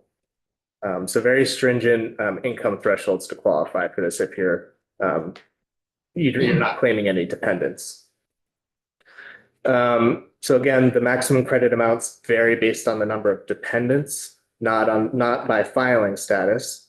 And again, so currently, doesn't matter what your filing status, how many kids you have, 38% of the federal credit that you qualify for the Vermont state EITC. And so what I want to draw your attention to in the table here is you can see that these last three rows, but when we look at the existing maximum credit amount and what it would change to, this population is not going to be affected at all by this change. It's really just this row right here where you can see right now the maximum credit these people without children could qualify for would be just under $250. At 100%, $650. And I think that's like where this gets sort of counterintuitive, right? It's that we are increasing the percentage way higher than the other percentages, but the actual dollars is minimal compared to the others. And I've got some charts that will show you sort of how drastic the differences in who's receiving the credit value is. These tables are probably a little complicated. I think there's a chart on the next page that'll make it much clearer. But basically, if we just look at this column here, when I talk about credit rate, there's a phase-in range where, so for every dollar, if you're unmarried with one kid, for every dollar you earn, you get 34 cents up to a certain point. So once you get to 12,000 or a little under 13,000 earned income, you've sort of hit a plateau point. That's when your maximum credit, and this keeps disappearing, your maximum credit right here, you've hit your maximum credit once you've reached this level. However, once you go through that plateau and you start earning more than about $23,000, you start to phase out. And so if you phased in at 34%, you're going to start phasing out a little longer tail at 16%. And by the time you've reached a credit, or by the time your credits reach zero, that's at an income level about 50,000.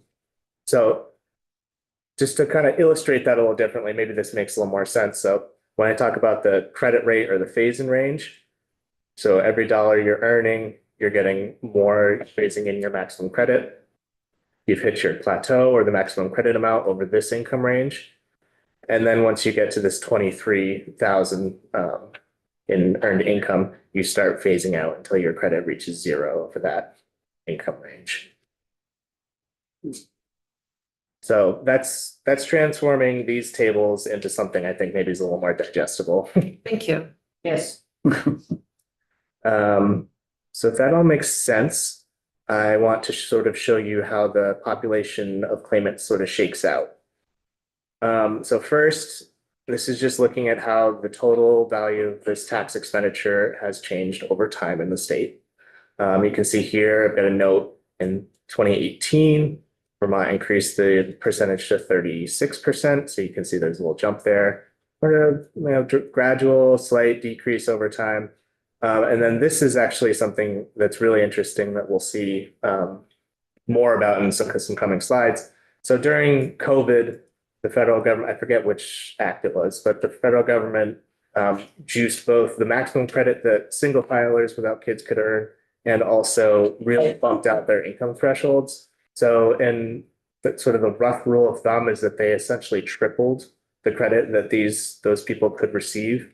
So that really is what drove this big jump here. There were no changes on the Vermont level, but because we're just tied directly into what the feds are doing, it just flows right on through. So, we're sensitive to any changes that they make with our budgeting. And then, after that, the most recent change from 2022 is just bumping that up to the existing 38% of the federal EITC. But when we stratify it and look at, so how much of this money is going to people who are claiming dependence versus not claiming dependence, this is what it looks like. These small little slivers here, those are the people without dependence. And you can see here with the federal changes, how that really juiced up what they were receiving. But, really that they're kind of generally sitting at about 1.3 to 1.5 of the overall value of the credit going out, which is then comes out to about like 5% of the total value of the credit in Vermont is going to these claimants without children. And this is sort of looking at how they break out on a count basis, or like how many people are claiming 5% versus how many are claiming the 95%. And I apologize, I think I flip-flopped. So here, the people without kids are on the top, here they're on the bottom. So sorry about that. But you can see that, they're making it much more, they're making it, 32 to 37% of the total number of claimants, but they're only claiming about 5% because their credit amounts are so much lower. So there's a big disparity here. You're looking at the count of the people who are claiming. So sort of our high watermark again was here in 21, because that was really because the income thresholds were really bumped out. And you can see here that really bumped, they went over half the total number of claimants just because of those bump outs. So if we're good, with this chart, I'm actually trying to trick you a little bit. So this is looking at the total, the average EITC by year, regardless of whether you have kids or what your filing status or anything like that. You can see it's been sort of slowly growing, jumps up where you would expect it to. We increased it to 36% here, falls down. Oh yeah, that's because we had a bunch of single people even with the federal expansions, their average credit was still well below the people with dependents. And then again, it jumps up here where we increased to 38%. But when we do break it out, you can see that those average credit amounts are real. There's a huge disparity there. So that was the only trick. Also a nice demonstration of the difference between a mean and a median. So thank you for that, Chris. Just trying to think if there's anything else I want to say about this. I guess again, here's the big bump out in the federal, parameters for people without kids. And if you were to show that adjusted for inflation, what do you think it would look like? Okay, let's see. That would make it go, instead of looking like this, it would look a little bit more like this. Yeah. Probably we have seen small growth. I mean, if we go back to, so not growth, we've seen some declines in the total number of claimants over time. So even with those declines, you know, because of inflation, you come back up here, you're seeing some actual, not steady, but some increases over time in the value of credits going out. So, you know, actually this looks flat enough that you might actually see it invert downwards. But that's a good point that just when comparing medians and modes, when comparing nominal and real is not always apples to apples game. I don't think there's too much interesting going on here. This is just showing how the sort of income bands of the claimants have changed over time, and you can kind of see they haven't really. You know, in a couple of bands, you see slight decreases, a couple others, you see slight increases. But, you know, overall, it's kind of just moving with the overall Vermont income distribution. So it's been pretty consistent in that lens. Just looking around, so 31 states and DC offer a EITC. There's a bunch of different structures, you know, California is completely decoupled. And then there's states like us, which is the most common, where we just have it set as a % of the federal credit. Most of them are also refundable. So we kind of currently fit in the biggest bucket, or the most likely or most common form of this credit at the state level. There are other areas that do basically what this proposal is saying should happen. And that is providing the the people without dependents a higher rate compared to the people with dependents. And you can see DC, Maine, and Maryland all do this. DC is 70% for people with kids, 100% for without. Maine is 12 and 25, and then 45 and 100 in Maryland. So there are other states that are both talking about this proposal, and these are 3 that have actually done it. However, there are also states that take the exact opposite approach. I don't have the numbers with me here, but Oregon and Wisconsin actually have the exact opposite relationship, where they actually give people with dependents a higher rate than people without.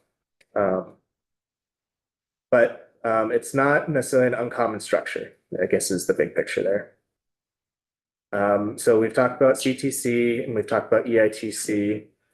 And I just want to show you this just to show you how much overlap there is between these 2 credits. Representative Holcomb? Just go back to that other slide. Are there other policies in Oregon and Wisconsin that explain their decision to take the opposite approach? You mean like just their intent? Yeah, no, I'm wondering. I mean, this is Yeah. obviously designed to benefit certain populations. Are there other things they're doing that benefit those populations, which explain why they're not doing? Oh, the policies outside the EITC. Yes. I'd have to look into that, but I'm happy to do that. Oregon does a lot of things very differently, very strangely. I mean, and- it's hard to evaluate any of these without knowing what else they're doing. Sure, yeah. Yeah, you can look at that and I'll maybe get that to Sorsha. So yeah, just coming back here. So looking at them the two separately, about 32,000 EITC recipients, about 20,000 CTC recipients. And so about, I don't know, a fourth of EITC recipients are also receiving the CTC. And then looks like about a third of CTC recipients are also receiving the EITC. That's my quick mental math. So just under 8,000 are receiving both, just showing.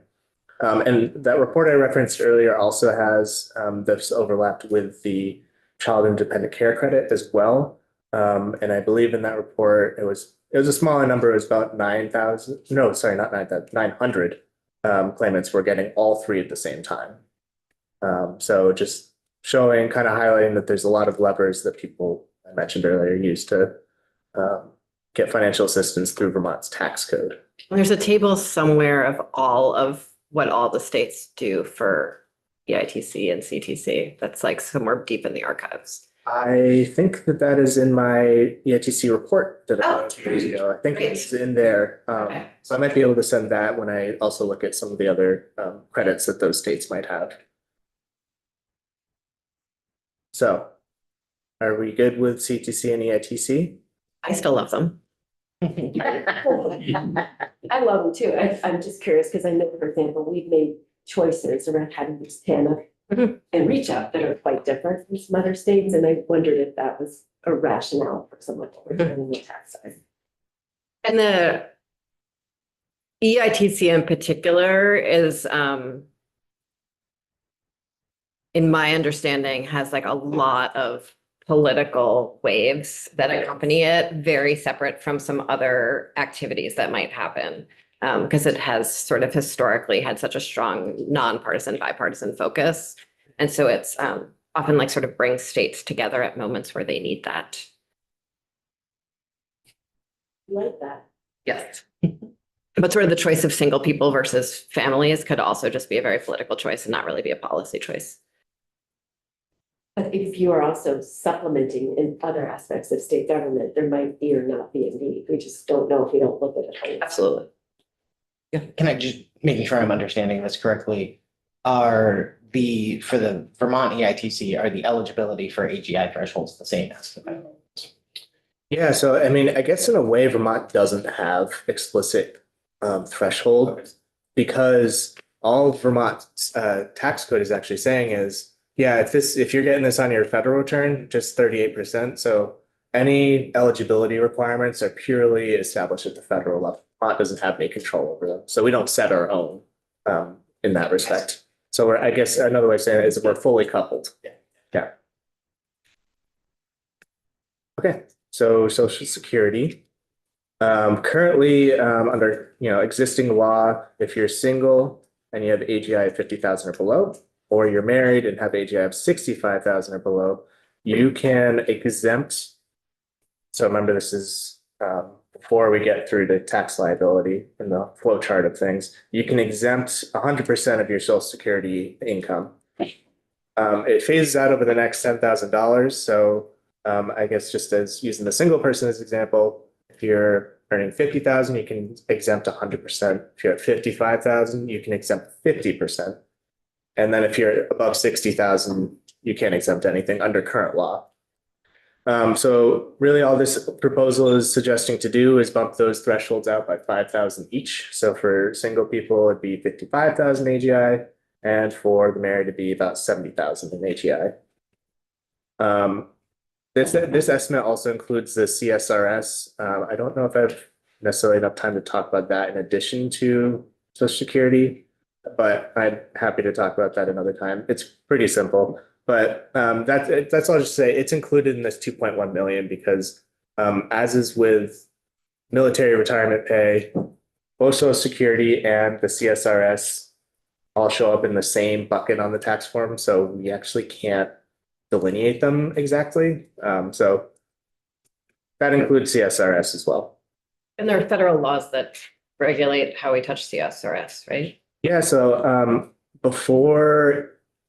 anyone before 1983, they were actually not there because they were going to be receiving this civil service pension. They weren't actually paying into the Social Security system. So upon retirement, they actually are not able to claim that if they had not been paying in. Now, there are some examples where they left the civil service and got another job in the private sector where they were paying in over time. But, basically they're still not, they could technically claim, but like with the military retirement exemption, you have to pick either that or Social Security. You can't do both. Because they weren't paying in, they're likely not going to be getting as much. So they're probably going to be more likely to claim that exemption. Patrick, when you talked about the $50,000 AGI, they can deduct, they can 100% exemption. Yeah, 50 is below. Right. So when it goes to 55, is that a solid number or does it graduate up to 55? So if their AGI is 55,000, that's sort of halfway between that phase out range. What about 5250? That's my question. 5250. 77.5%. Yeah, so it does graduate up. Yeah, yeah, it goes, I think it's like, 5% per 100 or something like that. Don't make me do math in public. I like to have my computer. But yeah, it's a smooth phase out. It's not blocky. But if the AGI is over, whatever we're talking about, 50, 55, whatever, you do not exempt any social security income. So 50 and below is the 50 and below is the threshold for the full exemption. There's that 10,000. So if you're for the single person after the 10,000 phase out range, so it's really 60,000 where you can't exempt any of it beyond that. Okay, you get to a certain limit where you may not exempt any. Yeah, so it's Social just that 50 to 60 where the more you're earning, the less you can exempt. And then you're fully by 60, yeah. But this bumps that out, all of that out by 5,000. For a cost of, an additional cost of 2.1 per year. And I'll just note, that's actually one, I said the CTC, given birth rates and all that, they're going to might decrease over time. This is one, because we have a large population of Vermonters aging into retirement age. That's actually one you could potentially see increase in cost over time. Just like with the existing thresholds. That's one you could probably expect to, even without this change, be increasing over time. So just to say, so Vermont does have its own state exemption, and I know I'm kind of at my time. Just want to make sure that's okay. Okay. Everyone's so worried about the time today. It's fine. See you guys have a lot to do. Got it. Yeah, so Vermont has its own state exemption for this type of income. But because we've mentioned this before, because our starting point is federal AGI, there is a federal exemption that actually automatically flows through onto state returns. So in a way, even if Vermont didn't have any state specific exemption, we would already be exempting some of this income. And I've got a whole flow chart that'll show you how that works. But basically, there's this definition of combined income. So we've talked about earned income, AGI, and now we're talking about combined income, which I've got a definition for in the next slide. But these are basically showing you combined income thresholds and how much of your Social Security you can exempt at the federal level. So if you have combined income less than 25,000, none of your Social Security benefits are going to be taxable in Vermont or federally. But I think a lot of what ends up flowing through to us are people in this last bucket here. So over 34,000 for single people. 15% is being exempt at the federal level, which again flows down to us. So you have 41 states don't tax Social Security benefits, with the caveat that 7 of those don't have any income tax. And then Vermont's in a group of about 9 states that offer a partial Social Security exemption. And they're all different from state to state that have partials. They're all structured differently. But I guess a bullet I should have added here is no state taxes it fully. All right, so this is again coming back to how the flow chart of how the federal exemptions flow through and affect us. And the first thing to start with is that this new income type, not household, not earned income, not AGI, combined income, which is very specific to this, is just, so the feds decided to say, okay, we'll define this as saying half of your Social Security benefits plus pretty much everything else that goes into AGI. So to start, the income requirement thresholds, we were taking half of this type of income out when we're comparing it to those thresholds. So half of your Social Security benefits plus pretty much everything else that goes into AGI equals your combined income. And this is the same table from the last slide. That's what flows through here to determine if you get 100%, 50%, or 15% exempt from Social Security benefits, which again are going to flow through into Vermont AGI. So yeah, what you're left with there is after taking that half plus all of the income, running it through, those are your taxable Social Security benefits. Taxable Social Security benefits here then get added to all your other income that's going into AGI. And then, of course, any deductions that you're allowed to get to your adjusted gross income, which again is our starting point, right? So in building up to the adjusted gross income, we've got these federal exemptions that are already removing some of the Social Security income from that calculation. So again, any changes they're doing federally, just like with the EITC, flowing right through into Vermont. I think we're all good. We can move into sort of how this changes with this proposal. Just public service announcement on the timing. Emily Byrne, who was sort of 2 people up, time got shifted upwards. So you're good. Folks from hospitality are good too. Happy to take, Work our way through it. happy to take from Emily.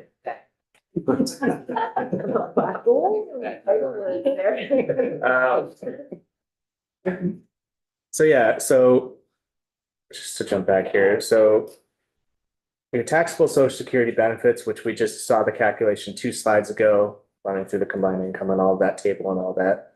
So that's what actually is applicable to when you do your calculation of your exemption. So again, for our state, we talk about AGI when we talk about the thresholds. The feds have their combined income, which is different.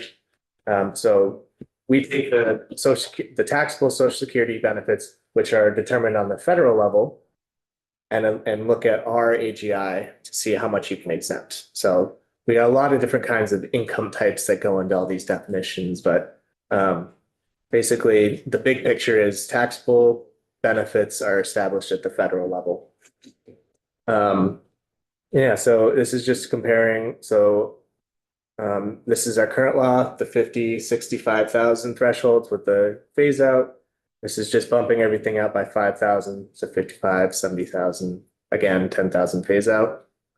And it looks like my memory served me correctly earlier when you asked. We're at about 8 million for. Or just $200,000 off, but that's all right. I'm sorry, margin of error. Yeah, so the current tax expenditure for this exemption is about $8 million. The 2.1 would bring it up just over like $10 million in total annually. And just as sort of a comparison purpose, newly available on the JFO website is an issue brief on taxation of Social Security benefits. And within that report, we're estimating that Vermont residents pay just a hair under $60 million on their Social Security benefits annually. So these are going to be people who are above those income thresholds who do actually have, these are people above those income thresholds who do have some liability and aren't qualifying for any exemptions. They'll still get their federal exemption, which flows right through, but they're not qualifying for the Vermont exemption. And this is how much they're paying because of sort of how Vermont defines this income. And like I mentioned earlier, because we've got this whole wave of people sort of entering this retirement age where they'll be collecting these benefits and earning this income, we would reasonably expect this to increase over time, both the cost of the exemption over time and the amount that people are paying from this income. So it's not just one or the other, it's sort of both. And this is a table showing you sort of estimates of how sort of tax liability on Social Security income is different based on where you are in the income spectrum.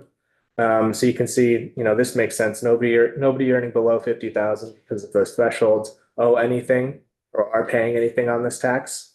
It's not until, you get to this 50 to 75 range where on average people are paying about $350 on their Social Security income currently.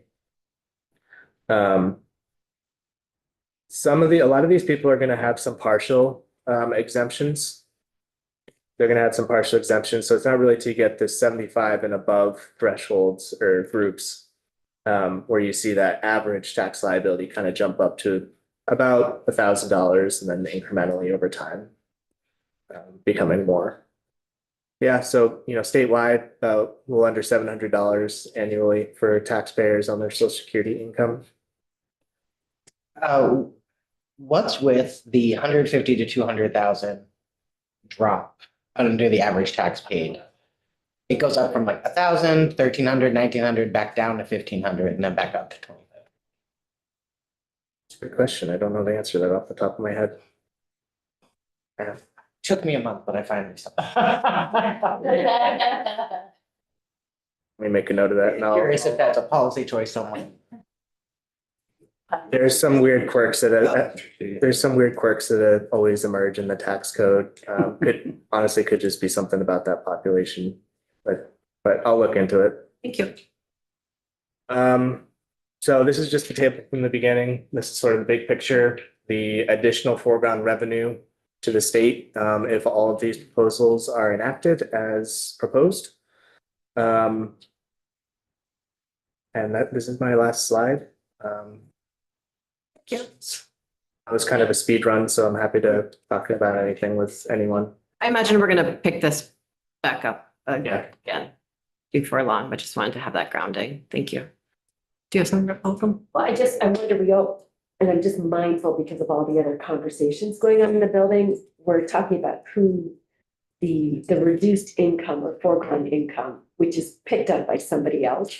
And when you come back, will you also be talking about who will be paying for that 13.5?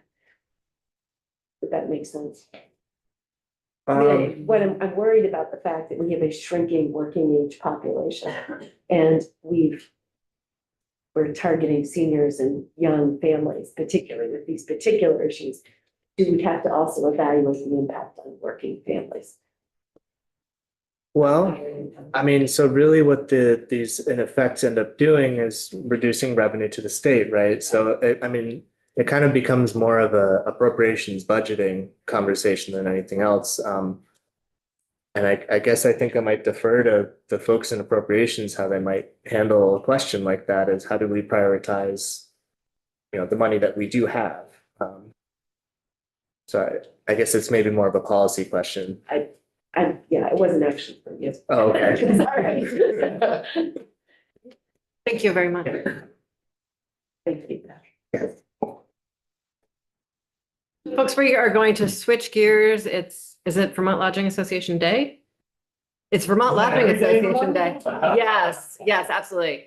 Today is Vermont Lodging Association Day at the State House here in Ways and Means. We sometimes lose track of what's going on day to day outside this room, but very grateful to have two folks who run hospitality businesses. Brian Maggiota? Maggiota. It's local Vermont.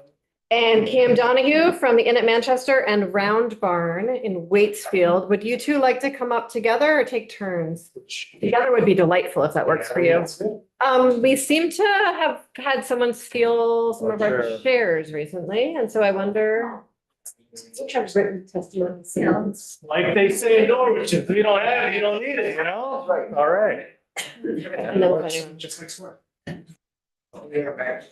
Yeah, okay, Thank you. great, all resolved for now. We should go there. I didn't receive it. And see that you have written comments. If you're interested in sending those in, we might be able to review them after the fact, but if they look anything like my written notes, I would not send them in. I think just based on conversation that took place, almost in a way of a discussion, may be more appropriate, just because we're talking about the loss of revenue and then trying to make up some more on the back end. If you could both introduce yourselves for the record before we start. Brian Maggiota with the Inn at Manchester, together with my wife. We operate and have been there for 7 years. I'm also one of the founding members of the Vermont Lodging Association, which, thanks to all of your help, we were able to create in response to a crisis, and then to continue on to develop, a true voice for our industry here in the state of Vermont. My name is Kim Donahue, and along with my husband, I own the Inn at the Round Barn Farm in Waitsfield, Vermont, in the beautiful Mad River Valley. And I am the chairperson of the Vermont Lodging Association. Ultimately, we are here to ask the legislature to take extra special care when considering the impact that increased taxes and fees have had on Vermont's visitor economy and its traditional lodging sector.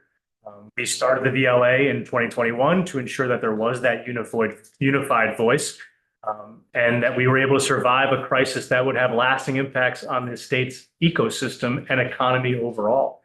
Our continued hope is that working in partnership with you to provide real-time information regarding our industry and the challenges we face in this light, we impart on you that the cost of doing business in Vermont is reaching unsustainable levels. And I think that when we talk about where we find new revenue, where we're losing revenue, we talk about Vermonters as a whole, our people, that's the scary part to most of us.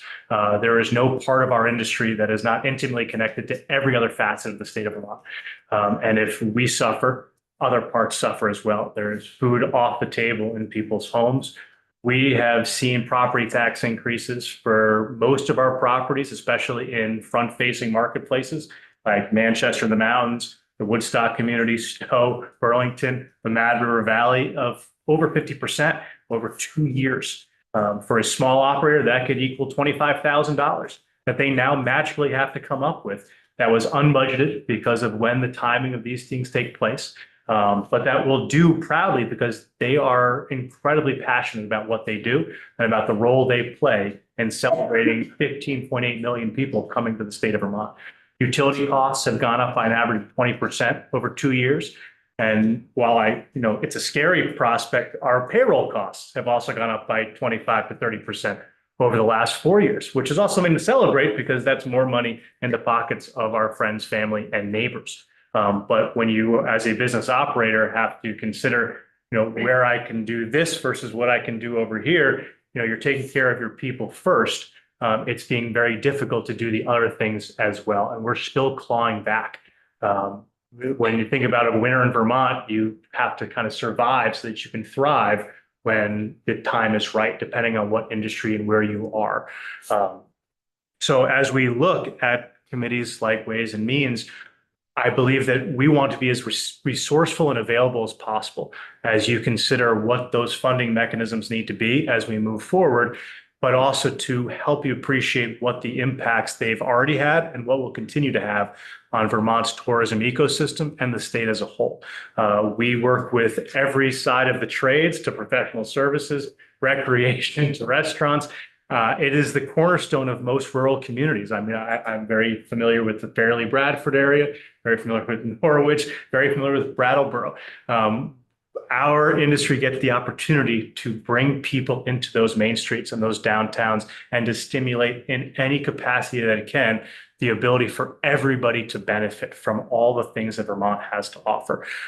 So it's not just an ability. We feel a responsibility to our communities and to the state of Vermont to continue to keep the doors open for visitors and also for Vermonters alike. The tourism hospitality industry employs over 31,000 of our neighboring Vermonters, of our neighborhoods. In some neighborhoods like the Mad River Valley, hospitality is the largest employer. So it's important to us. We know that it falls to us, that it's the survival of these small towns and valleys and hills and resorts. It's incumbent on us to continue to make it happen. And as Brian mentioned, it's not necessarily just one thing. It's not just hotels. It's not just lodging. We know that for every guest that comes to Vermont, we know that they're spending money at our gas stations. They're spending money in our village stores. They're spending money in restaurants. They're spending money in retail, on goods and other services. And lately, like a lot of towing. So if you have an automotive service, that's a great one. So in addition to lodging and adjunct to lodging, because not only do lodging properties put beds in heads or heads in beds, we also feed them. So there's some overflow out into restaurant and food and beverage. But a large part of our Vermont lodging community also hosts large events where it's not just selling one bed at a time. My property, for example, does over 70% of our revenue, gathers 70% of our revenue in weddings. And that's one sale that brings anywhere between 100 to 250 guests into Vermont. All of our weddings are destination weddings. So these are not dollars these are dollars that are coming in from outside of the state. And it's one person who is considering that entire invoice. So it's an incredibly efficient way to generate a lot of income, right? A lot of revenue, anywhere from $250,000 to $1 million. For any given event. So again, we just feel it's a tremendous responsibility we want to be sure that Vermont is thriving, but we also need to make sure that we can remain stable and alive to continue this Vermont hospitality tradition. I have a question about that. So I do not vacation very often, but I go to conferences sometimes. Yes. And I am regularly struck when I stay in a hotel Yes. out of Vermont, Yes. the extraordinary stack of fees on Yes. my hotel room, like really just shocking Yeah. compared to Vermont's fees. And when I've dug in a little bit, it seems like those fees are then sort of returned to that sector in some way or returned to the state in order to sort of improve circumstances for that sector for the state. And so when you first started, you were describing sort of taxes that sit with the business owner. But I'm curious, you know, if it would be easier for you if sort of more of those fees were shifted onto the consumer to make sure that we could say lower your property taxes, or if it all feels the same, and just sort of your thoughts on that. Okay, bear with me for just 1 second. So Vermont's tourism economy represents more than 9% of Vermont's GDP. Mhm. And our neighboring states, the tourism economy generates on average about 3% of state's GDP.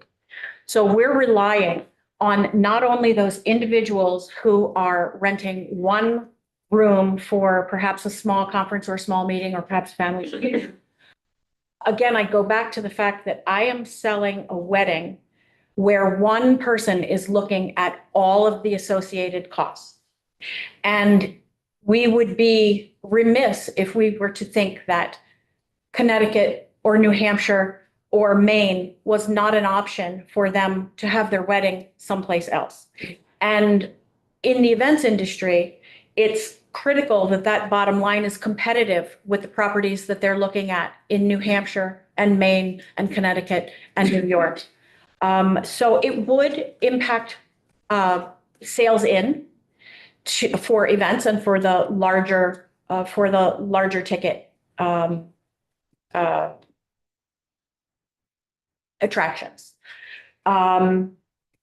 There are a number of municipalities that do have the local option tax, and there are other taxes that are applied to lodging around the state. And Brian, you can speak more to that. Burlington is obviously taking it upon itself to increase some of their occupancy taxes as well, which, you know, we'll have to see how that plays out. Unfortunately, I think there is some concern from an operator perspective that they are pricing themselves out of the market.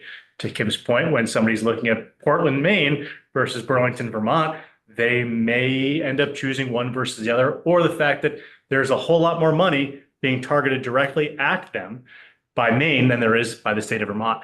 We spend about $2.7 million in downstate marketing against their $24 million. So it's a whole lot harder to differentiate yourself against some of those properties, whether it's mountain to mountain, lake to lake. I don't have an ocean to offer. But I think it's a very valid question. I would also say that, you know, when we look at some of those conference spaces that might be in cities, a lot of those hotels are now closed. And that we've seen the conversion of inventory. In this case of, let's say, New York City, they've almost lost 1/8 of their inventory to now mixed use of now or apartments or I guess just office space in general. And a lot of that's in the last 5 years. That's a scary prospect, and it should be for Vermont, when we are starting to see, admittedly, some for sale signs within our rural communities of what were once quaint B&Bs that are unsustainable now because the cost of them, you know, being a mom and pop is no longer an option. So I'm not trying to raise alarm on anything that's going to happen tomorrow. I think we're having an organic conversation about what the landscape looks like. And it's incredibly important for us to always look back on how this ecosystem, which you guys have to manage, truly operates. I have a couple of questions. There's the new administration in Washington that's talking about exempting tipped wages. I'm wondering how you're thinking that that affects your industry or how it affects what we do here on wages as well. What I'd like to celebrate in that, Rep. Kimball, is that we've raised our wages to a point now that we can actually celebrate that having a profession in hospitality is something that you can be proud of. It's not just I had a summer job. It can now be your last job. And I've seen reports like the McClure report that talk about all these wonderful opportunities in professional spaces in the state, but rarely do I see hospitality celebrated in those documents. But over the last couple of years, we have raised those rates, and it's a little bit different than the restaurant industry because most of our hourly wages are not considered tipped wages, but we do have the benefit people providing tips for services rendered from time to time. I think that overall Vermonters would benefit if we exempted the tip. So the other piece of that is last year in July, we instituted a new payroll tax to pay for childcare financial assistance program. In implementing that, do you find the association has implemented that across the board, or is some that are trying to figure it out? Because we heard from the tax department about there's some lag, education, that kind of stuff. And has that impacted anything for it? I think that's anecdotally a personal question, employee by employee. Most every operator I've spoken with has done exactly what was outlined in terms of sharing the weight of it. That does not mean that at a personal level, individual employees are not happy about the fact that they're losing a little bit on the other end. But the intent we understand is pure, and that it should have a positive impact on Vermonters across the board, provided we're all still having kids and that we need those services to be offered. But when I do hear, sitting alongside that we're continuing to age ourselves faster than we're considering to produce, it does raise some red flags about how much of an investment we are making up front now and whether we'll get the benefits of it down the road. I'm not the expert, but I have to believe that we've made a qualified decision that will benefit us all in the long run from a workforce perspective. Yeah, I was hoping that it would. I mean, hospitality in my area and my district is very, very important, and it's a key driver for our economy. And so I'm just trying to figure out what those impacts are of those types of policies to try to understand. I find especially with the larger establishments or resort properties that they took it upon themselves because they couldn't wait. And that in some cases, those payroll taxes may not benefit them because they're just having to do it anyway without the necessary oversight and do it to the best of their ability. I'm struggling to imagine what that means, because either they're operating an unlicensed childcare. No, they created their own, So but then they would be receiving the subsidies from the state. yes, I mean, there is some, and I'm not an expert. Okay. But yeah, I mean, they're going to be doing it, but I apologize when it comes down to either how much the credit that you might receive as a family or a household is, or how much the actual daycare center is receiving as a result. Are there some requirements on both sides in terms of what they have to provide to you in terms of services or anything else? It's what the facility would provide Right, I mean, there's- families Are and they still doing the star ratings and things Yeah. like that? Right. So if they're below a certain star rating, do they still receive the same subsidy? it's pretty complicated, but That's what I mean. I'm not an expert, so I won't get into the minutia of it, but the idea that someone would be running a childcare facility and not benefiting from any of the. I'd like to think that they're taking advantage of it, but before we had the childcare credit, those establishments had to create their own infrastructure to take care of their employees. And that's what's important to me. I would imagine that all of them are taking full advantage of it at this point. Wonderful. So no, we're not in the business of unlicensed. I would be shocked. We're over licensed, if nothing else. We're very good at paperwork. So, I'm very comfortable in saying that. But I mean, when you talk about the permits and fees and licenses, for us, it's health, fire, safety, elevator, health licenses, inspections, liability insurance, liquor licenses, event permitting, new state fees on automotive. I mean, it all adds up. And we understand that inflation costs are pretty standard in our industry and the day-to-day items that we use, but we just keep seeing the numbers grow. And we want to do everything we can to make sure that we're having a collaborative conversation with committees like this one so that we can effectively protect one of Vermont's most amazing assets, which is its lodging community. Appreciate that. Thank you.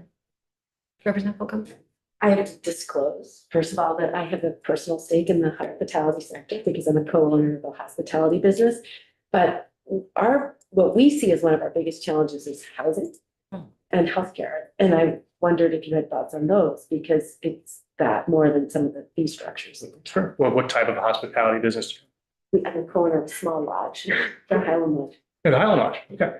So from a housing perspective, I'd say the reality is that a lot of lodging properties have taken it once again to create housing for employees whenever possible. There are some concerns that I have long-term with that, is that we've taken inventory out of operation to do so. So that will have an impact on meals and rooms tax revenue as time goes on, because you'll now have fewer rooms generating income in that category. You may make it up on other sides with property taxes, et cetera, depending on how they're being classified. We've lost a number of motel properties throughout the state, not just because of the voucher program, but because they've been purchased. And now those are being used as housing as well. So I think that as an industry, the need was immediately there to figure something out. And they're working as diligently as they can to establish, to establish a base for themselves so that the employees who need it are going to be able to get it. But we know as a state that we have a lot more to do. Housing in my community in Manchester is incredibly difficult, and I accept that. We could definitely use more of it, but we also are a border town. So a lot of our workforce, similar to the Upper Valley, has come from out of state, and that's going back 50 some odd years. 25% of my workforce in Southwestern Vermont comes from Massachusetts and New York, and that's how it's always been. So from a housing perspective, I think that we all agree as Vermonters that the need is there. I don't have a magic wand to create a perfect solution for any one professional sector, and to say affordable housing or workforce housing is necessary. In a place like the Mad River Valley, which is smack dab in the middle of the state, that is a double-edged sword. Workforce housing is double-edged sword. Without workforce housing, we don't have the employees, the team that we need to run our business. However, as more inventory is lost to workforce housing, now I also don't have the inventory that I need to house a wedding of 200 people. So it impacts me on both sides. It's a double-edged sword where there's no piece of skin left unscathed. Thank you. Really appreciate you joining us. Thank you very much. Thank you very much. Thank you. Thank you.